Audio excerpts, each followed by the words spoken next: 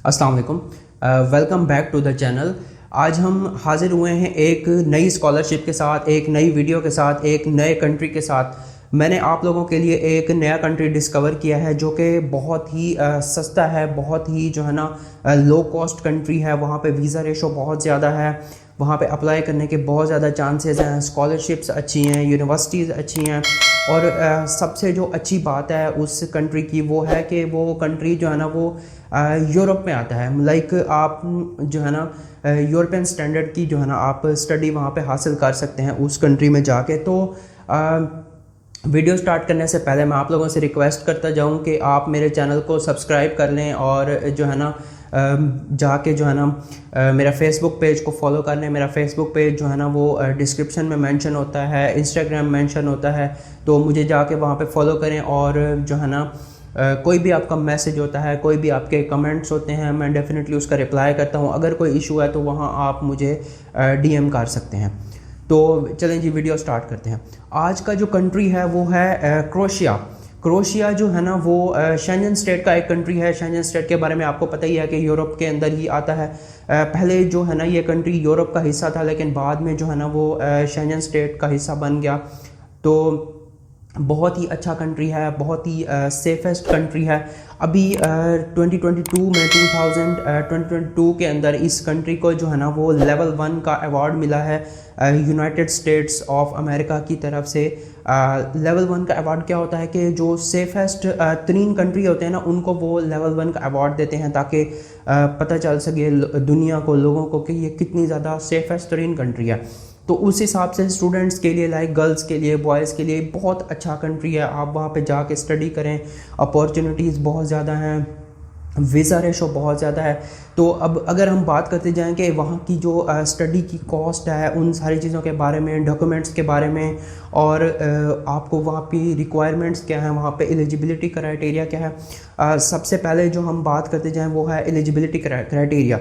तो वहाँ पे आपको अप्लाई करने के लिए नॉर्मल अपने जो है ना आपके डॉक्यूमेंट्स जो हैं वो ही चाहिए। लाइक आपकी passport size photos with white background. उसके अलावा जो है ना आपको एफआरसी चाहिए, पुलिस सर्टिफिकेट चाहिए, इंग्लिश प्रोफिशिएंसी लेटर चाहिए, अपनी डिग्रीज़ जितनी भी आपकी सारी डिग्रीज़ हैं वो एचईसी से, मोफा से, इन सारी जो है ना जगहों से वेरीफाइड डिग्रीज़ आपको चाहिए।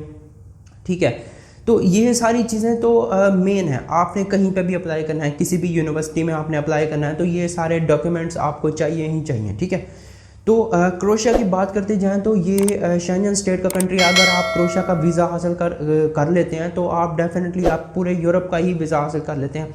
जितने भी 129 आई थिंक कंट्रीज़ हैं शेंजन स्टेट के अंदर, तो आप सारे के सारे कंट्री ही विज़िट कर सकते हैं उस जो है ना वो स्कॉलरशिप की बेस के ऊपर। आपको यहाँ पे बहुत सारी स्कॉलरशिप्स मिल सकती हैं। तो अभी हमने डॉक्यूमेंट्स के बारे में बात कर ली। अब हम बात करते जाएं कि वहाँ की लिविंग कॉस्ट क्या है। और वहाँ डेफिनेटली यार जो ये कंट्री है क्रोएशिया, तो इसका जो कैपिटल है वो है ज़ेग्रेब। तो इस कैपिटल, ये बहुत ही टूरिस्टी प्लेस है, टूरिस्टी कंट्री है। यहाँ पे बीचेस हैं, बहुत सारी चीज़ें हैं। ऑब्वियसली अगर ये कंट्री टूरिस्टी है तो यहाँ पे वीज़ा के जो है ना वो मौके बहुत ज़्यादा हैं, टूरिस्ट बहुत ज़्यादा आते हैं। देन सबसे अच्छी बात, यहाँ पे जॉब्स बहुत ज़्यादा हैं। आप वहाँ पे जाके एज ए जो है ना यूनिवर्सिटी के बाद आपको जितने भी आवर्स मिलते हैं जो है ना वो काम करने के लिए, तो आप वहाँ पे जाके काम कर सकते हैं। लाइक आपने किसी रेस्टोरेंट में काम करना है, आपने किसी फैक्ट्री में काम करना है, आपने एज ए डिलीवरी बॉय काम करना है, जैसे कि स्टूडेंट्स जाके वहाँ पे काम करते हैं। ये मिसलिनियस काम हैं जो वहाँ जाके आपको जो वर्किंग आवर्स अलाउ होते हैं आप उसमें कर सकते हैं। अब हम बात करते जाते हैं कि इसमें जो है ना वो आपने अप्लाई किस तरीके से करना है। फ़र्स्ट ऑफ ऑल आपने यूनिवर्सिटी को अपने डॉक्यूमेंट्स भेजने हैं, यूनिवर्सिटी का फॉर्म फिल करना है।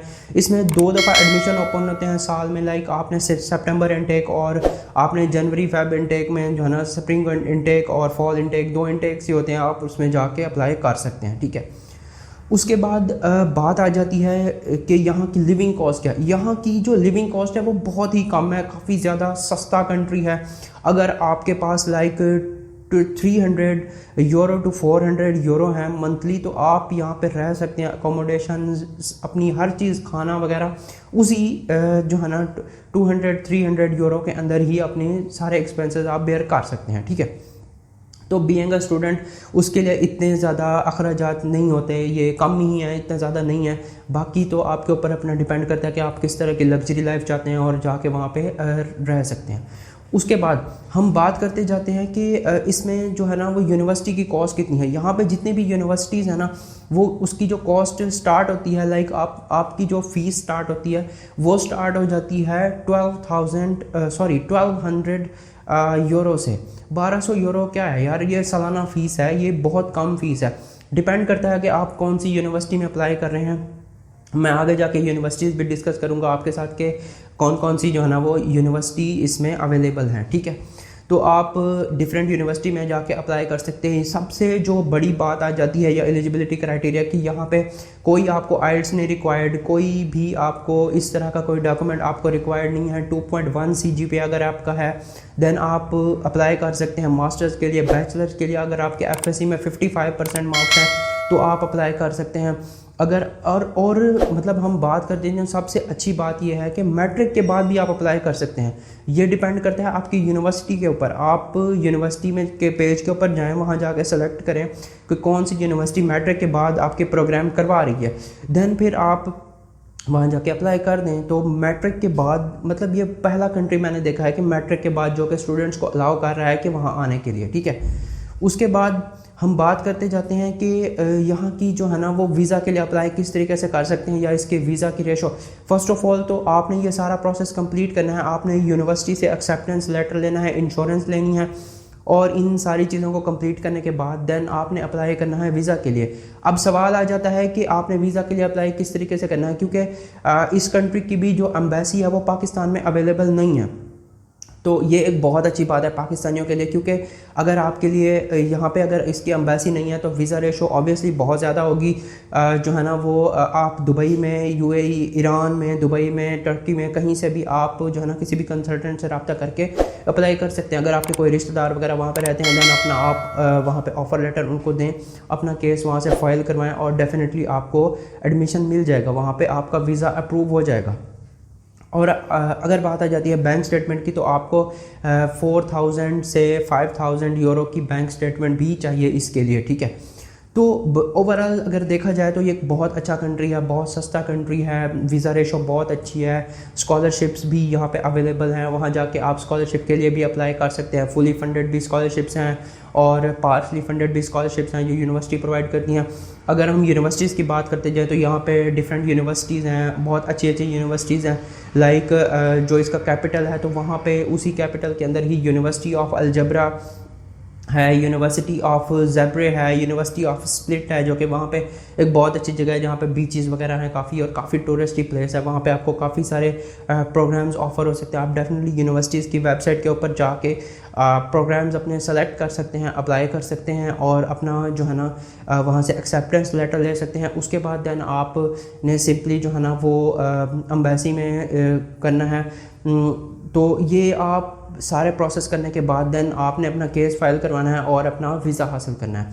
तो सबसे अच्छी बात जो इस कंट्री की है कि यहाँ पे कोई आइल्स नहीं रिक्वायर्ड, आप जस्ट इंग्लिश प्रोफिशिएंसी लेटर के ऊपर ही ये सारी चीज़ें हासिल कर सकते हैं। तो मैं उम्मीद करता हूँ कि सारे आपके क्वेश्चन, सारे आपके सवाल जितने भी इस कंट्री के बारे में थे या कुछ भी थे तो वो इस वीडियो के अंदर क्लियर हो गए होंगे। तो बात जो है ना हम यहाँ पे इस वीडियो को एंड करते हैं। आपके कोई भी और क्वेश्चंस हो इसके बारे में, आपने कुछ भी जानना हो तो आप मुझे मैसेज कर सकते हैं, आप मेरे से बात कर सकते हैं, मुझे जो है ना DM कर सकते हैं, इस वीडियो के नीचे कमेंट्स कर सकते हैं, मैं डेफिनेटली उसका रिप्लाई करता हूँ और आपके जो है ना वो क्वेश्चंस के ऊपर ही वीडियोज़ मैं बनाता हूँ। तो मेरे चैनल को सब्सक्राइब कर दें। Thank you so much.